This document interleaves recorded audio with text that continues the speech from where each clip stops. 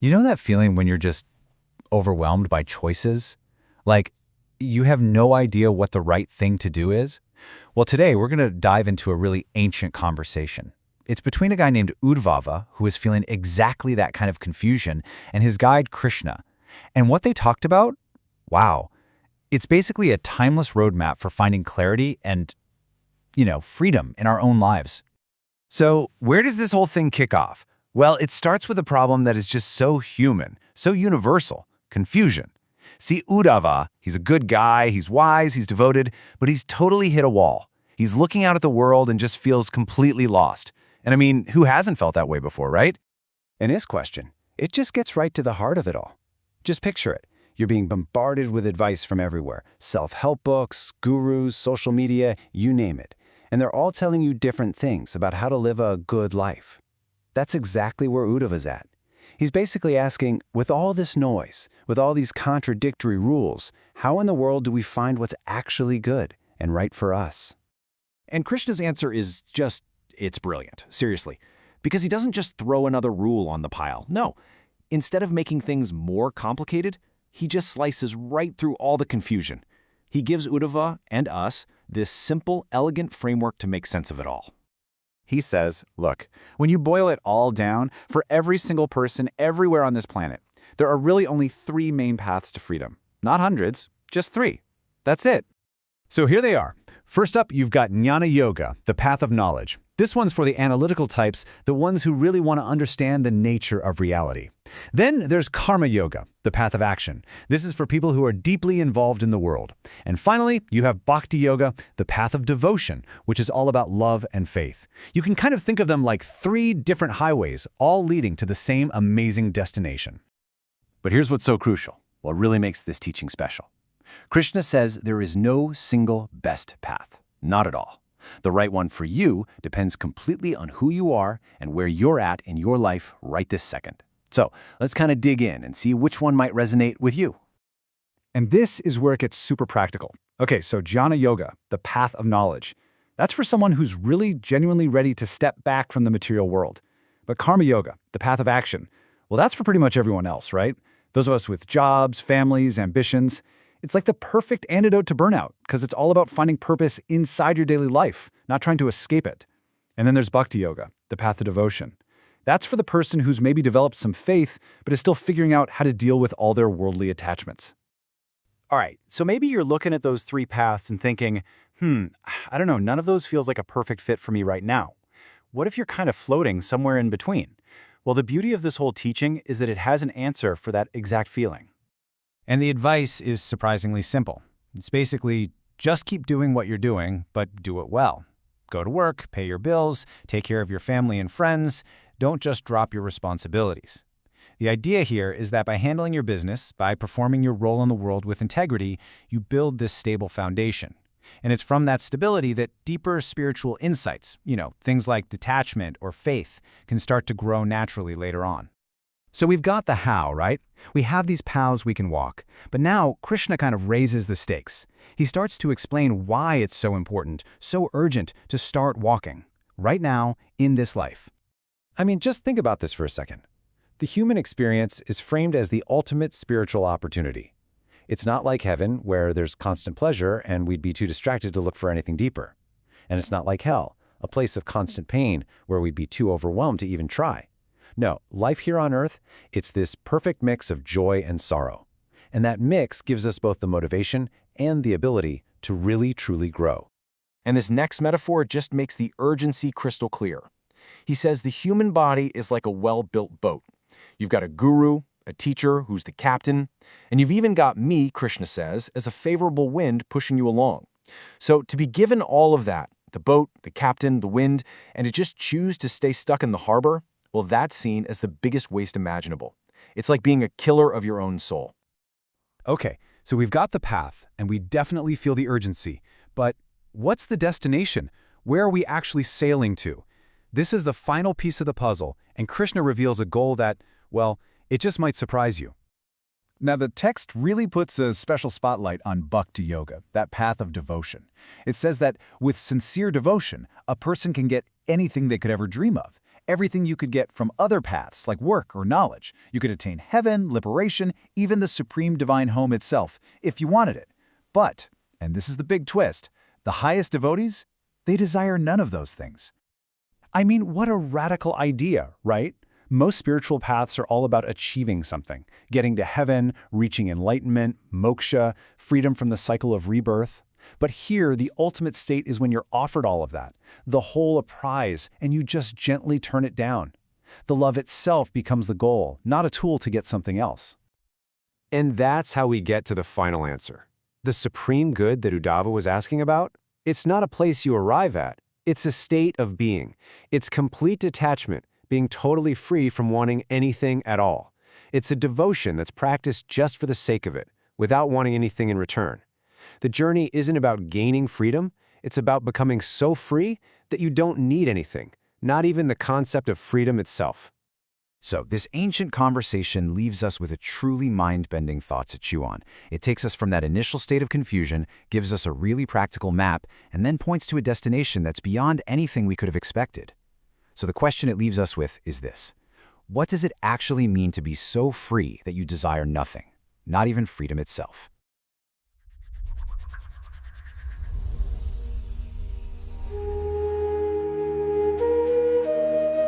Welcome back to the Deep Dive. Today, we are opening up a really remarkable set of source materials, a direct foundational conversation between the Supreme Lord and his devotee Uddhava. That's right. This isn't just philosophy, It's a deep dive into the blueprint for human existence, morality, and, well, ultimate fulfillment. Yeah, our mission today is really to extract the wisdom from this exchange. We're trying to understand, according to this ancient guidance, how right and wrong are determined in such a complex world. Right. And also, what are these three specific spiritual paths? The yogas that are kind of custom tailored for different people, leading to, total liberation. Okay, so Uddhava kicks things off, and I think it's with the most pressing philosophical question, really. Where do we get our sense of right and wrong? He immediately zeroes in on scriptural authority. He asks the lotus-eyed Lord how the Vedic scriptures, the Nigama, how they function as the definitive, the ultimate source of moral guidance. Yes, and that immediately establishes the Vedas not just as like a collection of stories, but as the entire framework for moral and spiritual governance. The whole system. The whole system. Uddhava emphasizes that these texts, which he acknowledges are the Lord's own words, they provide this incredibly detailed map of existence. And it's broken down into two key categories. The Vidhi, the positive injunctions, basically what you should do, right, and the pratyana, the prohibitions, which is what you absolutely must not do. And it's not just a simple good, bad, black, white system either. Yeah. Uddhava points out the sheer complexity the Vedas handle. Oh, absolutely. They meticulously determine the gunam, which is merit, and the doom or fault of pretty much every conceivable action. Every single one. Seems like it, but crucially, they don't apply these rules uniformly. It's not one size fits all. Oh. That's where the scope of their authority becomes, well, kind of staggering. Uddhava notes the scriptures cover distinctions of social orders, varteta, and spiritual stages, ushrama, standard stuff maybe. But then they go deeper. They account for mixed castes, pratiloma, anuloma, and they actually adjust moral duties based on specific material conditions. Like what? Like wealth, dravya, geographical location, desha, your age, vaya, and even the specific time period, kalat. Wow. So it's incredibly context-specific. Exactly. It's this multifaceted rule book that even maps out the cosmological consequences. It tracks the results of actions all the way to heaven, svarga, and hell, narakam. That sounds exhausting to navigate. Honestly, it sounds like the most complex tax code ever written. Oh, yeah. Defining precisely what's right for, say, a 7-year-old poor person in a remote village versus a 20-year-old wealthy person in a major city. That analogy is actually quite helpful because it highlights the necessity of an external authority. Uddhava's core question, which comes up in stanzas 3 through 5, is basically this. If this complex system of rules, the Vedas, if it didn't exist, how could people possibly distinguish virtue and fault? Gutta dovida. And without being able to make that distinction, how could they ever attain the supreme good, nishreyasam? So without this external rule book, this divine guidance, We have no objective frame of reference at all for ethical reality. We just be guessing. Precisely. Uddhava calls the Vedas the kakunli. The eyes. The eyes, yeah. For everyone. Forefathers, demigods, humans. Why? Because they reveal the path to the supreme good. Shreyas, even when the goal itself and the means to get there are completely unperceivable by our normal senses. Anupalabdhe arth. We literally can't see the destination. Or the road required to get there without the scripture acting as our eyes. Okay, but here's where we hit that that foundational philosophical twist, isn't it? The thing that sets up the whole rest of the discussion. Right. We need the rules, the distinctions from the Vedas, to define good and bad. But then the source material turns right around and says that the very act of seeing things as good and bad is itself a problem. This is absolutely the crux of this section. Uddhava establishes, the distinction between good and bad, godobida, it arises only from the Vedas. It's nahesvata. It doesn't come from within us naturally. Okay, got it. External source. But then comes the philosophical punchline, almost immediately. The very perception of these distinctions, the act of labeling things, clinging to this duality of good, bad, right, wrong, that perception itself is inherently a cause of illusion. It's Brahma. Wait a minute, hold on. So the necessary distinctions we need just to function in society, like respecting your parents, not stealing, basic stuff, those come from Scripture. Yes. But recognizing and operating within those very distinctions is what causes illusion. That's the tension. So the tool required for functioning is simultaneously the trap that prevents liberation. That's a genuine mind bender. It is. It creates this really sophisticated philosophical model where moral rules are seen as a kind of relative truth. Relative truth, okay. Yeah. They're essential for ordering the material world, for purifying our consciousness, definitely. But they are still temporary. They're part of the mechanism. The rules inherently bind us to the cycle of action and reaction, karma. Right. Do good, get good results, like heaven. Do bad, get bad results, hell. Exactly. But both results, heaven and hell, are temporary states bound by the rules themselves. They're still within the system. Okay. So if the necessary moral frameworks, these rules, ultimately create a relative reality that just keeps the cycle going, how do we transcend the need for rules altogether? How do we get to the clear, unified, absolute path? It seems like we have to somehow use the distinctions to purify ourselves of the impulse to cling to distinctions. Is that it? That's a great way to put it. And that realization, that paradox, leads us directly into the Lord's core instruction. We're moving now from relative morality to the methods for absolute liberation. Okay, let's unpack this then. Let's jump into part 1, the 3 yogas, the custom-tailored path. Yeah. The Lord's response here is incredibly concise, almost startlingly direct. It defines the whole spiritual curriculum for mankind. Yeah, stanza 6 is absolutely definitive. The Supreme Lord states very clearly that for the ultimate good of mankind, Sriyovitsaya, only 3 paths, yogastraya, have ever been spoken. Just 3. Just 3. Jnana, the path of knowledge, karma, the path of work or action, and bhakti, the path of devotion. And that's it. That's it. The text is emphatic. No poyu and yusti kutras. There is absolutely no other means anywhere, full stop. Wow. So it's a closed system for liberation. 3 doors, choose one. What's fascinating, though, is that the text doesn't suggest one size fits all. You mentioned custom tailored. Exactly. The choice to path seems completely dependent on one single critical metric, nirvantattva. Could you explain that? Yes, nirvantattva. It's often translated as detachment or maybe disillusionment, but it's deeper than just being bored or fed up. It implies a fundamental structural realization that material rewards, wealth, power, pleasure, fame, all that stuff, they are ultimately flawed systems for achieving real happiness.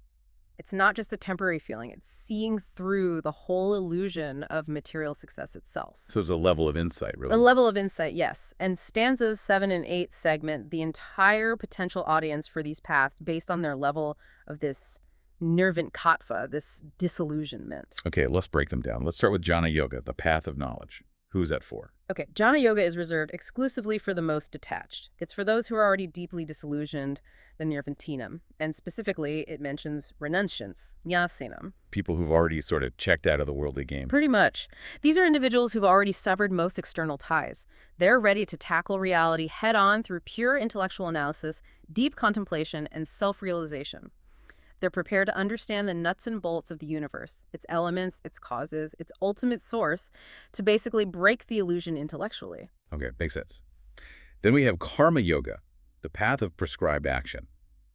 So if jnana is for the renunciate, karma must be for, well, the rest of us, the engaged. Absolutely. Karma yoga is specifically for those who are anirvan asatanam, meaning their hearts are not yet detached, they're still attached, and they still possess material desires. Kamanam. Still wanting things. Still wanting things, still engaged in activities. Since they can't just, switch off desiring or stop acting, the guidance is incredibly practical. How so? It says, continue performing your prescribed duties, but change the intent. The focus shifts. You purify your heart by performing necessary actions without clinging desperately to the results. It's purification through, let's say, conscientious engagement. Doing your job, but doing it for the right reason, not just for the paycheck or the praise. That's a good way to put it. And this brings us to the third path, Bhakti-Yoga devotion. This one seems positioned for what feels like the most relatable state of the human condition. How so? Well, it's described as being for the person who, yadachai, which means by some good fortune, maybe seemingly random, unearned, they develop faith in hearing about the Lord in his narrations, mat katha dao. Okay, so some spark of faith appears. A spark of faith. But the definition of their actual state is crucial. The text says they are na nirvinsan natisakta. Neither fully renounced, like the Jnāna-Yogi we just discussed, nor excessively attached and desire-driven, like the typical candidate for karma yoga, before they've started purifying their intent. So they're caught in the middle. That sounds familiar. They kind of know material life isn't fully satisfying. Maybe they've had some knocks, but they still struggle with desires. They've got one foot in the world, maybe one foot tentatively stepping towards faith. That's a perfect description. They're ambivalent, maybe conflicted. And for this middle ground, this very common human state, the text is crystal clear. Bhakti-Yoga is the siddhita. Siddhita, the path that uniquely bestows perfection. It's designed to accommodate their partial attachment, their ongoing struggles, while simultaneously harnessing the incredible power of their burgeoning faith. It's the path for the spiritually earnest striver, you could say, regardless of where they are materially right now. That makes a lot of sense, actually. Instead of trying to force an intellectual path like jhana or a purely ascetic path onto someone who's still engaged in feeling things deeply, you give them a path that works with their emotions, with their natural desire to connect. Precisely. And we see this practicality underlined in stanza 9. It gives this universal baseline advice. Until real dispassion, nirvijeta, arises naturally, or until strong faith and devotion, shraddha, develops. What should you do? Keep doing what you're supposed to be doing. Exactly. Tabat karmach kurvita one must continue performing their prescribed duties. The path starts right where you are, right now, doing what you should be doing according to your situation, until a higher inclination, a deeper disillusionment, or stronger faith takes over. Okay, that sets us up perfectly for part 2 then. We need to focus on the ideals of karma yoga. How do you actually refine action into a spiritual tool? What does it really mean to be situated in your own duty, your swadharma? Right. Swadharma is key here. It means performing your responsibilities, whether they're professional, familial, social, whatever they are, but with a specific dedication. You make them a type of sacrifice, Yanye. A sacrifice? How? The ideal karma yogi described in stanza 10 is svadharmastha, situated firmly in their own duty. But the critical part, the absolute game changer, is they must act anashakama. Which means? Without desiring the results. They perform the action because it is required, because it's their duty, their dharma, not because of what tangible benefit it will bring them personally. Okay, that sounds incredibly natural for most of us today. I mean, everything we do seems driven by desired results. Get the promotion, save for retirement, even just have a clean house. How do you actually do that? Perform action without desiring the result. It's a fundamental shift in focus, really. The result becomes secondary. What becomes primary is the quality of the execution, doing your duty to the best of your ability, and the purity of your intent. Why are you doing it? So it's about the doing, not the getting. Exactly. If you perform your duty flawlessly, simply because it is your dharma, your responsibility, and then you mentally offer the fruit of that labor, whatever it may be, to the Supreme, or just to the greater good, you actually transcend the binding reaction of that karma. Wow. And what's the reward for this kind of radical selflessness? Usually we think of good karma giving you good stuff, right? Like a better next life or maybe a temporary stay in heaven. Yes, but here's the key insight for this purified stage of karma yoga. The text says the truly selfless karma yogi goes neither to heaven, swarga, nor to hell, naraka. Yeah, so where do they go? They transcend the cycle.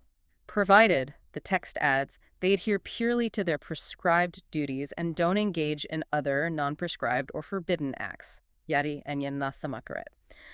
The reward isn't a better place within the cycle, it's getting off the cyclical roller coaster entirely. That completely redefines success, doesn't it? The non-desired result, escaping the whole loop of temporary pleasure and pain, becomes the highest possible result that action can yield. Precisely. And stanza 11 reinforces this. It explains that this pure dedication to duty, this swadharma, leads the person towards attaining pure knowledge, jnana-vishuddham, or, by good fortune, it leads them towards devotion, mad bhaktim. So karma yoga isn't necessarily the end goal itself. Often, it's seen as a crucial training ground. It purifies the lens through which you see reality. It prepares you, cleans the slate, so to speak, making you ready for the ultimate paths of either pure knowledge or pure devotion. Okay, this grounding in action, in this world, leads us to a really fascinating claim in stanza 12, the unique value of this earthly realm. It actually states that this struggling mortal world is somehow superior to both heaven and hell. Now that's interesting. Why on earth, literally, would Earth, with all its suffering and limitations, be considered the prize?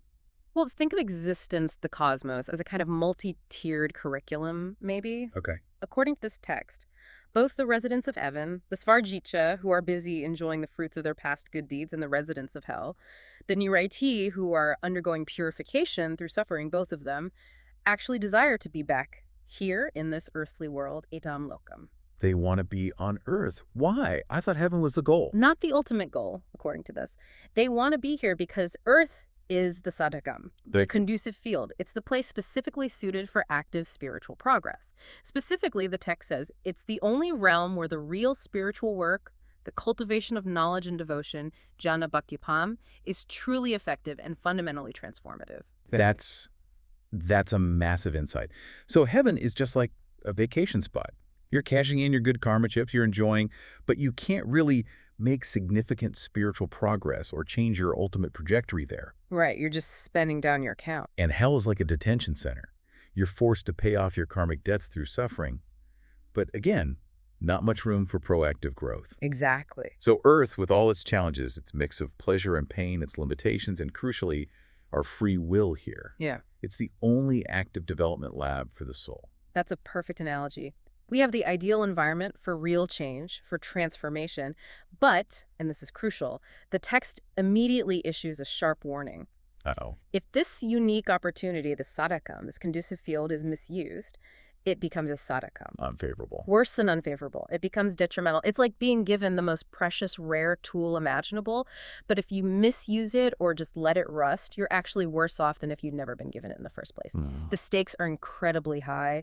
Okay, so following that logic, the intelligent person, the vikakan, according to stanza 13, they shouldn't desire any of the realms. Not celestial pleasure in heaven, not the purification of hell, and not even prolonged success or enjoyment here on earth. If Earth is so conducive, why should the really wise person shun desiring it too? Because, the text explains, desiring any of these realms, even the conducive earthly one, implies dahavachat. Body absorption. Bodily absorption, yeah. Attachment to the temporary container of the body and its temporary location, whether that container is a human body or an insect body or even a demigod body in heaven.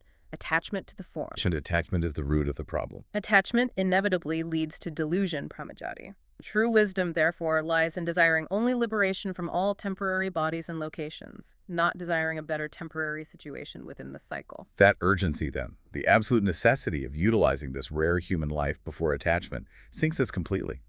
That brings us straight into part 3.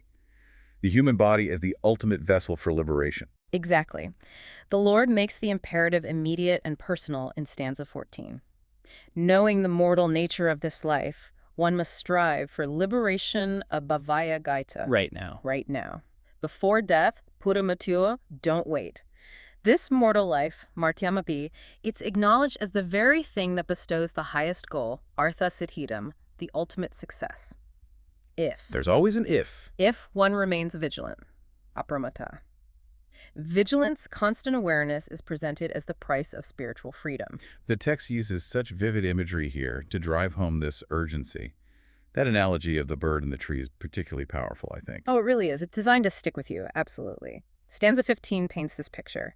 You have a tree, vanaspati, and a bird, Kaga has built its comfortable little nest there, Kotaneta, feels safe, feels like home. Okay. But that very tree is actively being cut down by woodcutters who represent the agents of time or death, Yama. Right. The inevitable end. So the wise bird, realizing its home is doomed, what does it do? It abandons its nest, Sabakatotsira, without attachment, alampai, and immediately flies away to safety, Kamayati. It doesn't cling to the falling tree. The implication is so visceral. Our life here on Earth, our career, our family, our comfortable routines, our plans, that's the nest we've built on the tree, which is the body. Yes. And that tree, the body, is constantly being diminished, cut down by every single passing moment. Stanza 16 hammers this point home. It says, our lifespan, you, is constantly being diminished, literally chidyamana, cut away by days and nights, ahoratre. It's relentless. Like the woodcutter's axe, chipping away. Exactly. So the intelligent person, the one who truly internalizes this fear, this reality, must become free from attachment, muktasaga, become desireless, niriha, and through that detachment, attain peace, upashamyati. Time is not your friend in this analogy, it's the woodcutter. But then, the text elevates the human body. It's not just a doomed tree. It becomes something much more significant, arguably the most powerful analogy in the whole discussion. Yes, this is really the centerpiece analogy for the value of human life. The human body, nonehem, is described with a fascinating combination of terms. It's primary, ija. It's easily available, sulabh, compared to other species maybe. Yet simultaneously, it's very rare, sulabha, to achieve. Easily available but very rare. How does that work? Easily available now that we have it, perhaps, but incredibly rare in the grand cosmic lottery of births. And its purpose. It is likened to a plava sukalpa. A well-built boat, yes. Sukalpa implies well-constructed, sturdy, perfectly designed for a voyage. It's not just a leaky raft, it's a seaworthy vessel, specifically designed for crossing the ocean of material existence. And crucially, we're not sailing it alone, are we? The analogy includes the navigational team. The best possible team. The guru, the authentic spiritual guide, acts as the helmsman, the captain steering the boat. Guru Kardinam. Got it. Captain on board. And the Supreme Lord himself provides the propulsion. He acts as the favorable wind. Maya Anukulina Napasvata. Wow. Okay. So you have the rarest, most perfectly constructed vessel. You have the most skilled, infallible captain at the helm, and you have divine, favorable winds pushing you exactly where you need to go. Every conceivable aid for success is right there. Everything is provided. So given that level of perfect assistance, the rare body, the expert guru, the divine wind, the consequence for failing to use this setup must be incredibly severe. Why is the judgment so harsh, though? If the Lord is providing the boat and the wind, doesn't that remove some of our free will? Or is the text just emphasizing the sheer magnitude of blowing this opportunity? I think the emphasis is entirely on the magnitude of the missed opportunity and the responsibility that rests squarely on the individual soul, the passenger. Okay. The Lord provides the perfect tools, the perfect conditions, but the passenger still has to make the choice. Am I going to get in the boat? Am I going to listen to the helmsman? Am I going to cooperate with the journey? The choice is still ours. The choice is still ours, and that's why the consequence is so dire.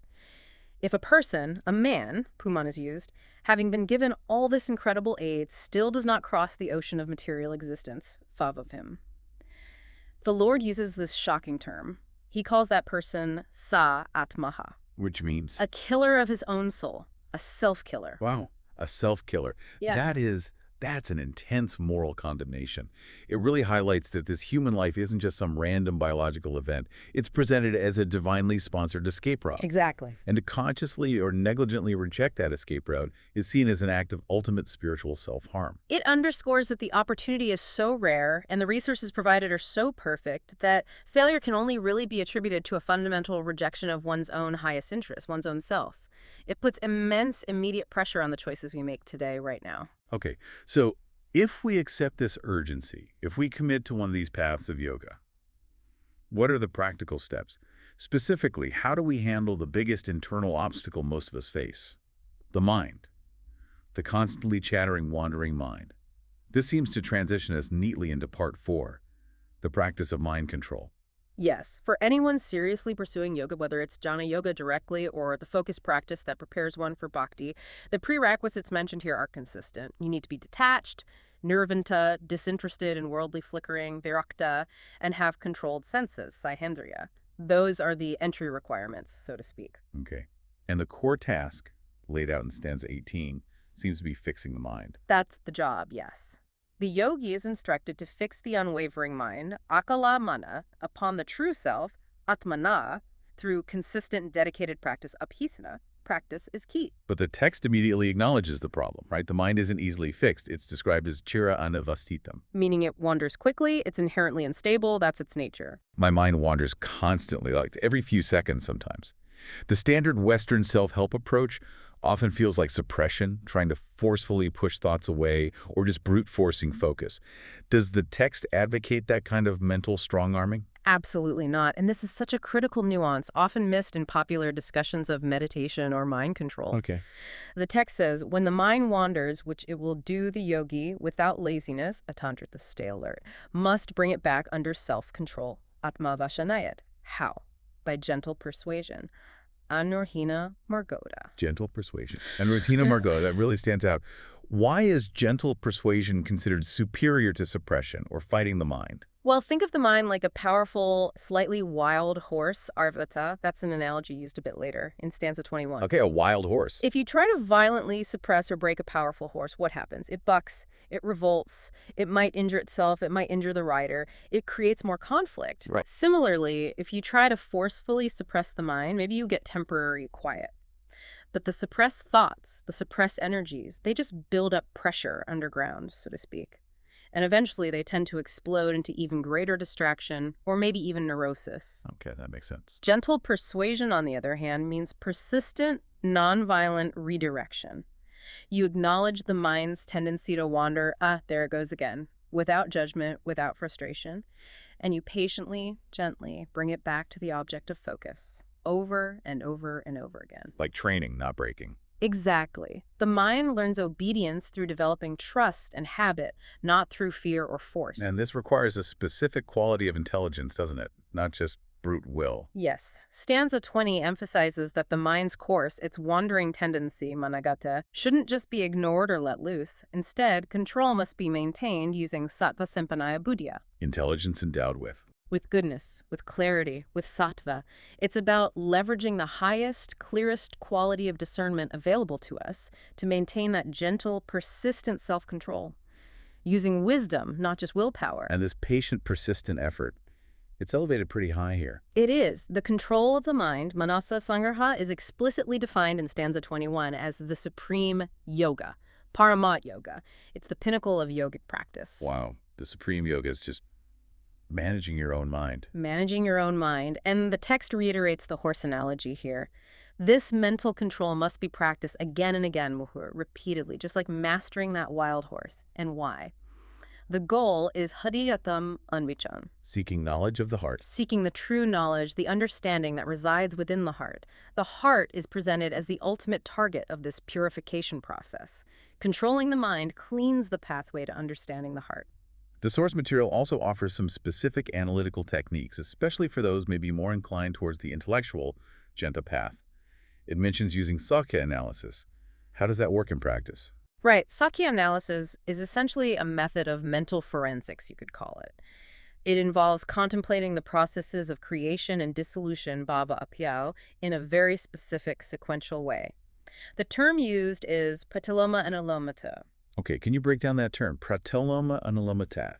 Sounds complex. It just means analyzing things both forwards and backwards. Anulomata is the natural sequence, cause to effect. For instance, fundamental reality, spirit, gives rise to intelligence, which gives rise to ego, which gives rise to the mind, senses, and eventually the gross physical elements we perceive, earth, water, fire, etc. That's the forward creation process. Okay, cause to effect.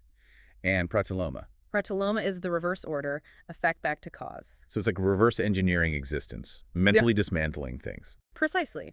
You take a perceived reality, an experience, let's say, you're feeling sadness, which is an effect. Yeah. You trace it backward. What caused the sadness? Maybe attachment to a person or object. Okay, what caused the attachment? The sense of I and mine, the ego. What gives rise to the ego? Intelligence mistaking itself for the enjoyer. Where does intelligence come from? Fundamental material energy, prakriti. You keep tracing every perceived effect back through the layers of causation until you arrive at the fundamental reality, the spirit or self, which is understood to be inherently unaffected by the entire material process. Ah, I see.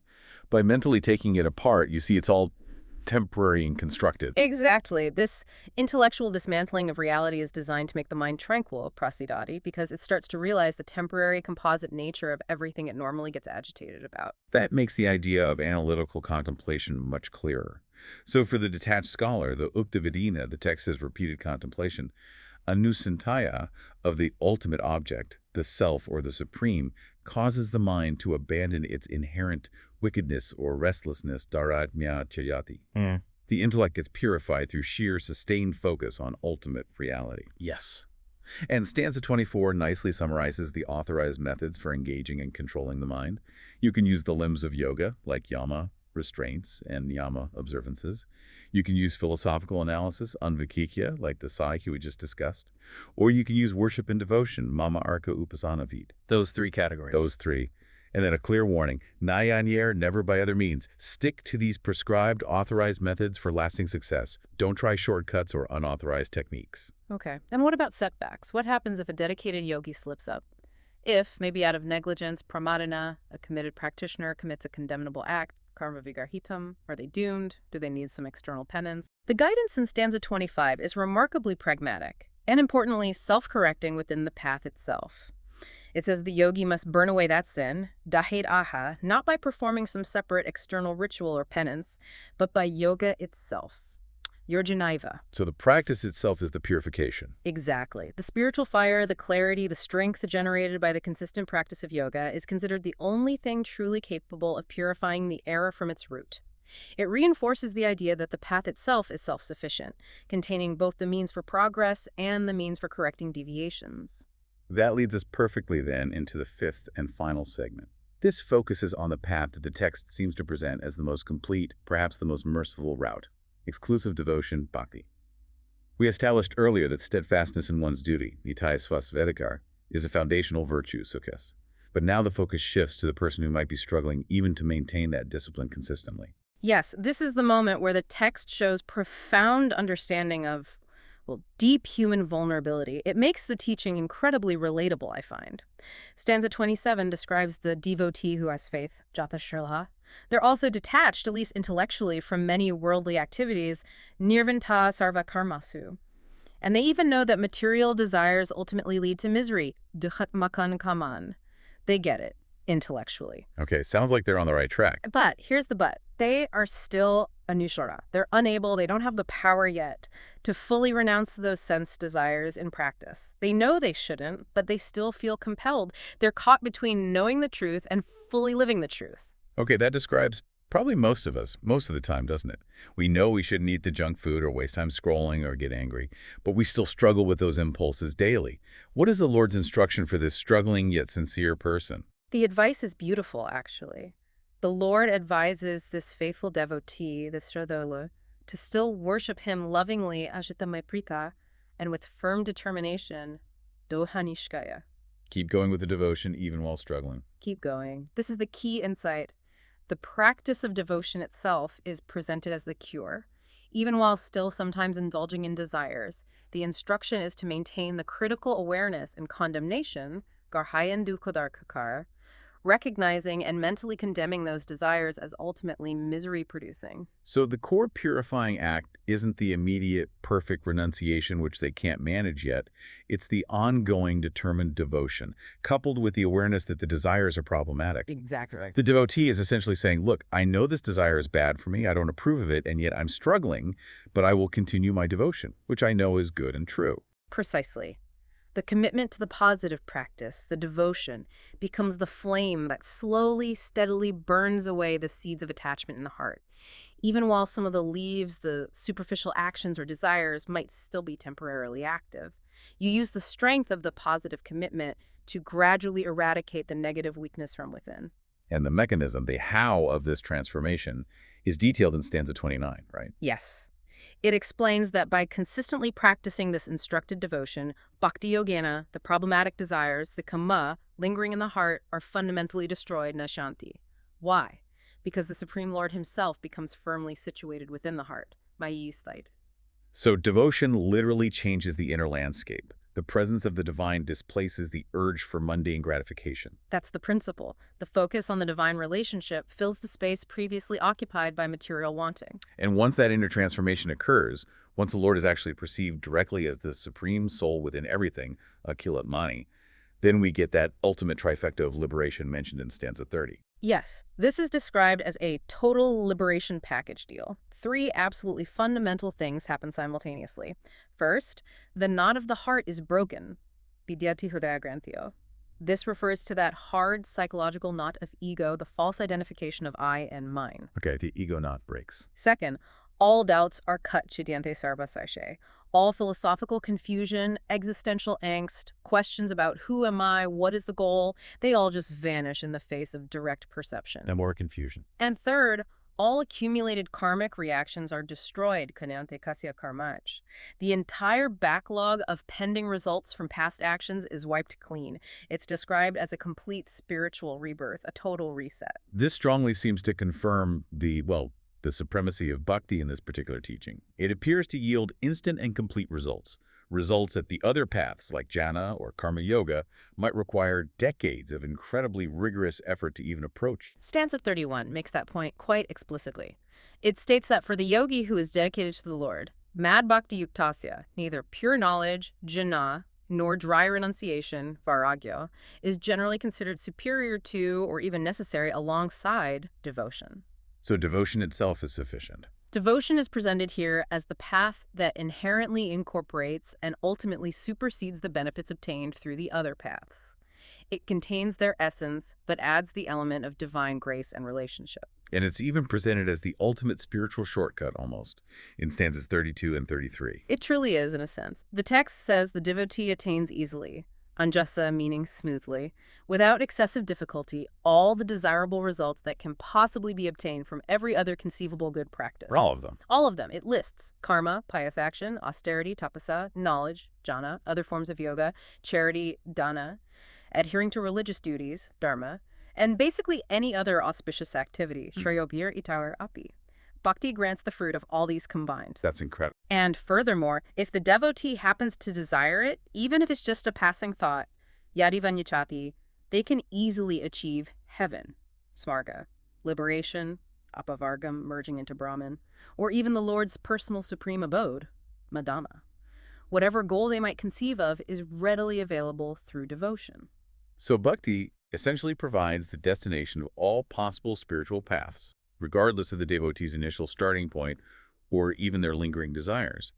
But then, the highest measure of devotion, as defined by this text, seems to be not about what the devotee accepts, but about what they actively refuse. Exactly.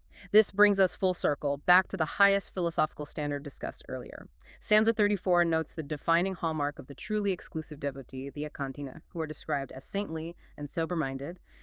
What's their characteristic? They don't want anything. They don't even desire kaivalyam liberation itself, the ultimate freedom from the material cycle, or apanarbhavam, freedom from rebirth. Even if the Lord himself personally offers these boons to them, they politely decline. They decline liberation. Because they are so fundamentally absorbed in the loving process of devotion itself in the relationship that they have absolutely no desire left for any personal reward, even if that reward is the highest conceivable one. Ultimate freedom. Their only desire is for more devotion, pure devotion, free from any expectation of personal gain, nirashya bhaktiya. Wow. So the love of the process transcends the desire for the outcome, even the ultimate outcome. Precisely. And this state, this refusal of even the highest reward, is identified as narapikaya. Which means? Complete non-expectation, utter detachment from results. And stanza 35 declares that this state, narapikaya, is supreme. It is what grants nisharasam and alpakam. Unlimited auspiciousness. Unlimited, unsurpassable auspiciousness and welfare. It is the absolute highest state attainable. Okay, if we tie this right back to the very beginning of our conversation, that whole issue of the illusion causing distinctions, Uddhava, the good and bad derived from the Vedas. The exclusive devotee has finally transcended them completely, haven't they? Absolutely. Stanza 36 provides the final piece of the puzzle. For these most elevated devotees, the material qualities, sattva, rajas, tamas, and the resulting moral distinctions of good and bad simply do not apply anymore. Why? Because they have taken complete shelter in the supreme intelligence, which is Buddha Param, beyond even the purified intellect. Their consciousness is fixed elsewhere. Their consciousness is fixed on the unified reality, on the supreme person. They have completely dissolved the perception of duality that was the root cause of the illusion in the first place. They become samasitana, perfectly equipoised, seeing the divine essence everywhere. What a journey. Incredibly concise, yet so profound. We started with that foundational paradox. The moral rules we absolutely need to function in the material world are also the very rules that, if glommed to, perpetuate the illusion of separation. Then we learned that the three yogas, jnana, karma, bhakti, are presented as these customized solutions, tailored specifically to our individual level of detachment or disillusionment. It ensures everyone has a valid starting point, whether you're fully engaged in the world, karma, completely detached and analytical, jnana, or struggling somewhere in that relatable middle ground, bhakti. And we were hit with that stark image, the immense urgency of this human life. It's not just another life, it's the rare, well-built boat, provided with a perfect helmsman, the guru, and favorable winds, the Lord's grace. And to misuse or ignore this incredible opportunity is defined as the ultimate spiritual error, being anathemaha, a self-killer. A powerful warning.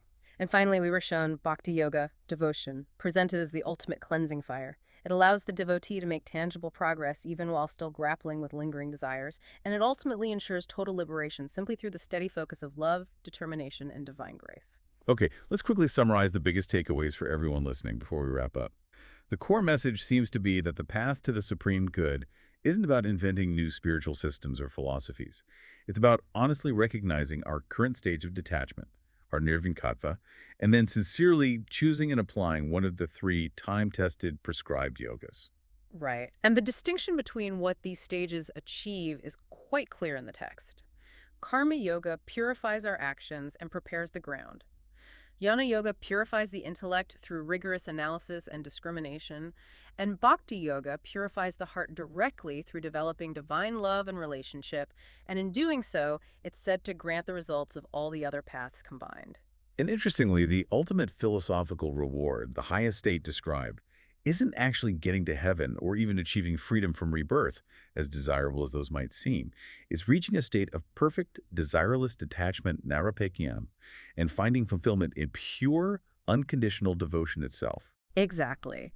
And perhaps we can leave you, our listeners, with a final provocative thought, rooted directly in that ultimate definition of welfare given in the text. The most supreme and unlimited auspiciousness, nisrayasam analpakam, is defined as complete non-expectation, narapekam. If the very highest spiritual act is to desire nothing for oneself, not even the greatest conceivable reward like liberation, what one thing, what single attachment or expectation in your own life, if you could truly relinquish it today, right now, would bring you the greatest, most unrestricted sense of inner freedom and auspiciousness? Something to think about. Challenge yourself with that one. We will catch you next time for The Deep Dive.